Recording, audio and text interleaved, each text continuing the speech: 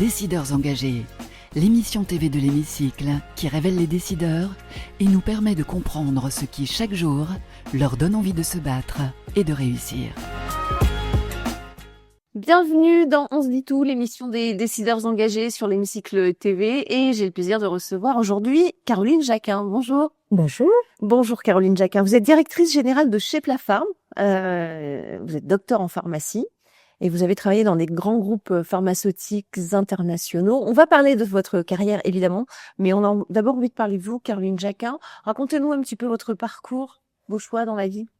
Alors, mes choix, en fait, je pense que depuis toute petite, j'ai toujours rêvé d'être pharmacienne. Ah voilà. Parce que j'avais ce driver de m'occuper, d'améliorer la qualité de vie, la vie des gens. Et en terminale, petite anecdote, au moment du bac, choix des options qu'on veut faire. Il n'y avait pas Parcoursup à l'époque. Il n'y avait pas Parcoursup. En 1, je mets pharmacie. Ça, je suis d'accord. En 1, je mets pharmacie. En 2, pharmacie. En 3, pharmacie. Ça m'a valu les foudres de guerre de mes parents. Et en fait, j'ai bien fait. J'ai eu pharmacie, j'ai fait pharmacie. Parce que oui, ils pensaient que c'était trop risqué, peut-être. En fait, ils me disaient, mais si tu l'as pas fait, voilà. Comment? Ouais, c'est sûr. Et en fait, non, j'ai tenu et je l'ai fait. Et c'est des études passionnantes, en fait, pour comprendre l'envers du décor, les modes d'action, les interactions, et comprendre, en fait, les enjeux de santé publique. Ça m'a vraiment passionnée et justement, après ces études, j'ai eu l'occasion de rentrer dans des laboratoires vraiment de taille extrêmement différente, des moyens, des très gros, en travaillant sur plein de types de produits, des produits matures, des produits qui ont été lancés depuis maintenant de nombreuses années, qui sont pas très loin de la perte de brevet, et puis des produits innovants. C'est toujours aussi très intéressant de voir comment la science évolue, les ressources des maladies. C'est très, très passionnant. Et bien aujourd'hui, j'ai rejoint chez Plafarm depuis 1 an et demi. Un modèle très différent des laboratoires qui existent sur le marché parce qu'on récupère des produits matures aux gros laboratoires. D'accord. Des Sanofi, des Roche, plein de laboratoires. C'est la production de génériques, du coup. Alors, non, pas du tout beaucoup. Non, alors, oui. On pourrait croire que c'est des génériques. Non, on rachète les molécules originales. D'accord. Et l'enjeu, c'est de maintenir sur le marché ces produits en Europe, et c'est là qu'il y a son importance. L'enjeu, bien sûr, aujourd'hui, c'est de maintenir la production en Europe et de maintenir de façon pérenne la disponibilité de ces produits. Maintenir la production en Europe, ça veut dire y compris les molécules, parce que c'est surtout ça qui... Alors, oui, vous avez complètement raison. Alors, on essaye. Les molécules, c'est compliqué, parce qu'aujourd'hui, déjà, beaucoup de productions de ce qu'on appelle la matière première sont parties en Asie, pour pas le citer. Mais on a encore de la production, et je pense que c'est vraiment un enjeu aujourd'hui de pas être tributaire et pour être peut-être demain dans un contexte économique être pris en otage. On l'a vécu. On l'a vécu et aujourd'hui je pense que c'est une prise de conscience qu'il est important d'avoir et c'est mon combat au quotidien. Cette prise de conscience, elle existe dans les mots, en tout cas de nos gouvernants, le fameux Doliprane. Des cuisines allaient être, en tout cas les matières premières allaient être produites en France pour pouvoir être autonomes. Est-ce que c'est le cas d'ailleurs aujourd'hui? Sans parler de la marque, parce que c'est le paracétamol. Il y a quelques exemples où on a vu que les autorités ont tenté d'investir pour remettre de la production en France. Je pense que c'est un point de départ, mais que c'est pas suffisant. Et aujourd'hui, il faut un vrai réveil des consciences pour accélérer et faire des choix stratégiques éclairés. Choix stratégiques, on va le voir aussi, parce qu'il y a une guerre commerciale aussi qui fait rage. Mais je voudrais rester un petit peu sur vous quand même, Caroline Jacquin. Donc, vous avez fait pharmacie. Oui. Donc c'était une vraie vocation pour vous et vous avez dû gravir les échelons, j'imagine, pour arriver à la direction générale de chez Plafarm. Exactement. En fait, j'ai couvert beaucoup de types de fonctions, à la fois réglementaires, mais aussi très vite je suis tombée dans le marketing, mais aussi les ventes, un peu d'accès. Ce qu'on appelle l'accès, c'est la mise à disposition des médicaments sur un marché, donc les conditions, à quel prix le produit va être remboursé. Et puis pour finir à la direction générale, parce que je pense effectivement comprendre ce qui se cache derrière chacune des fonctions, c'est important pour prendre la tête d'une finale. Quel genre de manager, quel genre de leadership menez-vous? Alors le leadership pour moi, c'est un terme souvent galvaudé, mais pour moi le leadership, c'est définir une vision stratégique claire, très claire. Et cette vision stratégique, la définir, c'est une chose. Mais après, il faut la porter, faire que tout le monde soit aligné sur cette vision.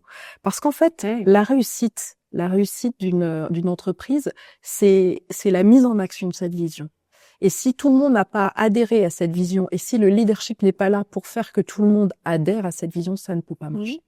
On va parler un mot quand même du prix des médicaments. Hein. Ça a fait l'objet d'un bras de fer entre le président américain et le président français récemment.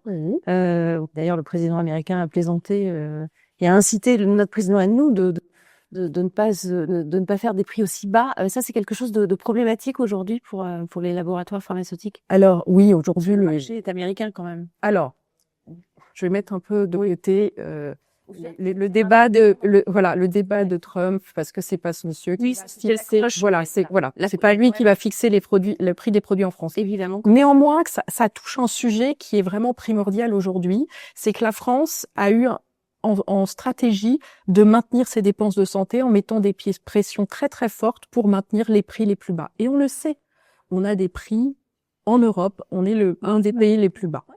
Mais aujourd'hui, on est arrivé à un prix tellement bas, je pense qu'il faut reprendre un petit peu de hauteur stratégique pour se dire, OK, les prix sont bas, mais quelle est la conséquence de ces prix bas? Et si on continue vers des prix bas, qu'est-ce qui va se passer?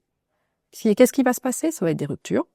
Ça va être continuer et il y en a déjà. Hein, c'est vrai qu'hiver dernier, on a cherché de l'amoxicilline, on a cherché un meilleur prix ailleurs.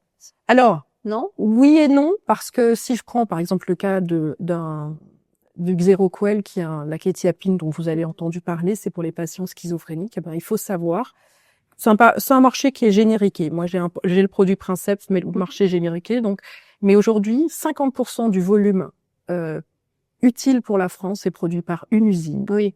S'il y a un problème à l'usine, vous êtes sûr, c'est même pas une question de mettre à un autre endroit, c'est que le produit, il n'y en a pas. Oui. Vrai de le vendre. Mais donc, cette difficulté-là, il faut amortir les risques.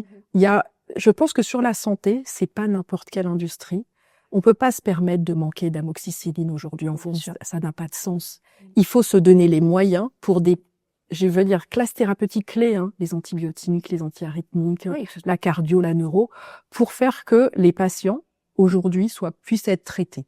Et ne pas se mettre à la merci de pays qui pourraient, selon leur bon vouloir, distribuer ou moins distribuer des produits. Absolument. Qu'est-ce que vous pensez du fait que certains industriels de la pharmacie, des industries pharmaceutiques, ont tourné le dos à la France pour aller aux États-Unis? Ça, c'est une bonne question. Il faudrait légiférer et avoir une motivation on entend beaucoup et je me bats au quotidien pour la revalorisation des produits matures. Ces produits matures, pourquoi? Aujourd'hui, alors, souvent, derrière l'industrie pharmaceutique, on vous dit, mais les prix sont très élevés. Oui, on dit qu'il y a beaucoup d'argent. Moi, je vais vous dire, sur mes produits, en moyenne de prix, c'est le cas sur des traitements extrêmement chers. Oui, mais derrière, s'ils sont très chers, c'est que derrière, il y a eu des plans de développement énormes avec des investissements importants. Mais je vais laisser l'innovation de côté. Moi, je vais vous parler de ce que je maîtrise le mieux, c'est sur ces produits matures. J'ai des produits à 5 € la boîte. J'ai même des produits, c'est ma moyenne, hein, donc j'ai des qui sont bien moins chers. Aujourd'hui, j'ai même un produit qui est le Soluprel, pour pas le citer, que tout le monde utilise. Hein. Globalement, je le vends 1 € la boîte aux grossistes. 1 €, c'est même pas le prix d'une baguette de pain. Donc aujourd'hui, ce 1 €, je le tiens très difficilement, mais je produis en Europe. Jusqu'à quand? Mais après, la délocalisation sera inévitable et je pense que c'est une erreur. Ouais. C'est comment on fait pour que ces produits d'utilité, je parle de la médecine des Français tous les jours. Ce serait quoi la solution pour vous? Pour moi, ne pas faire peser peut-être tout sur la sécurité sociale? Je pense que la sécurité sociale doit prendre en charge, pour moi, la santé des Français sur des maladies importantes. Je pense qu'il y a une notion de revalorisation, mais la revalorisation ne va pas sans réindustrialisation. Revaloriser pour faire plaisir à des actionnaires. Okay. Mais je pense qu'aujourd'hui, c'est peut-être arriver à faire des géants européens. On peut avoir des géants européens ou même des géants américains, mais pour le sol européen ou le sol français, pourquoi pas avoir des usines en Europe. Et je pense que c'est l'enjeu de demain. et que cette autonomie sur le plan de la santé est importante. Bien sûr. Surtout si on nous annonce des guerres, etc. Imaginez les enjeux derrière. Oui, On espère d'accord. évidemment ne pas en arriver là. On est d'accord. Merci beaucoup. On va passer à nos questions, nos partenaires à présent. bien sûr. La question de VL Immédiat pour commencer juste après le jingle.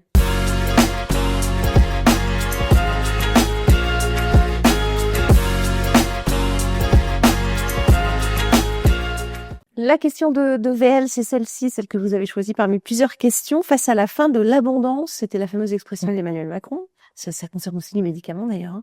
Quelle est votre vision du leadership pour les années à venir? Eh bien, je pense que la vision du leadership, elle bouge pas. Que le contexte économique change, ça ne change pas la vision du leadership. Et je vais revenir à ce que je vous ai dit au début, c'est que pour moi, ça passe, la vision stratégique est clé. Cette vision stratégique, elle doit être définie de façon extrêmement claire, partagée, alignée. Cette vision doit être ambitieuse, mais elle doit être atteignable. Donc ça, ce sont des éléments Réaliste. oui, atteignables dans le genre réaliste. Bien sûr, on peut aussi se fixer des visions totalement irréalistes. Bon, bah là, c'est des rêves et elles ne verront pas le jour un jour. Mais globalement, cette vision, moi, quand je suis arrivée chez Plaforme, c'est exactement ce que j'ai fait. J'ai construit ce que j'appelle la maison de la stratégie, la vision, la mission au quotidien et les piliers pour délivrer cette vision. Et quand on fait les choses clairement, on a l'adhésion des équipes. Et c'est ça qui est important. La réussite d'une entreprise, c'est les équipes qui sont derrière. C'est pas la réussite d'une personne ou de deux personnes. C'est la réussite d'une équipe avec toutes les personnes, toutes les fonctions. Il n'y a pas de sous-fonctions. Toutes les fonctions à leur place, tous alignés dans un même objectif. La question de Solon, à présent. Solon, c'est l'agence qui accompagne les dirigeants dans leur stratégie de visibilité d'influence sur LinkedIn. C'est tout de suite.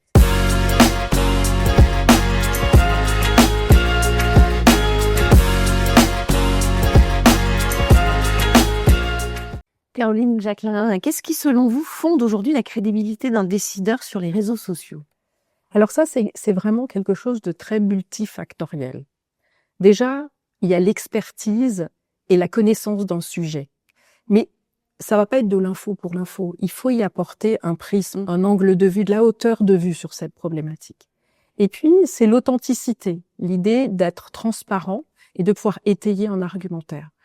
Et puis aussi, c'est d'y apporter quand même une solution, une vision qui nous permet d'aller de l'avant, en fait. Et puis, bien évidemment, c'est une répétitivité de messages tout en gardant une cohérence globale. Et je pense que c'est vraiment ça qui légitime cette légitimité. Et de pas partir tout feu, tout flamme sur beaucoup de sujets. C'est d'avoir vraiment cette cohérence de message pour faire bouger les choses. Merci beaucoup. Question de l'hémicycle, à présent, c'est vous qui allez questionner, pourquoi pas, les femmes et les hommes qui nous gouvernent. C'est juste après le jingle.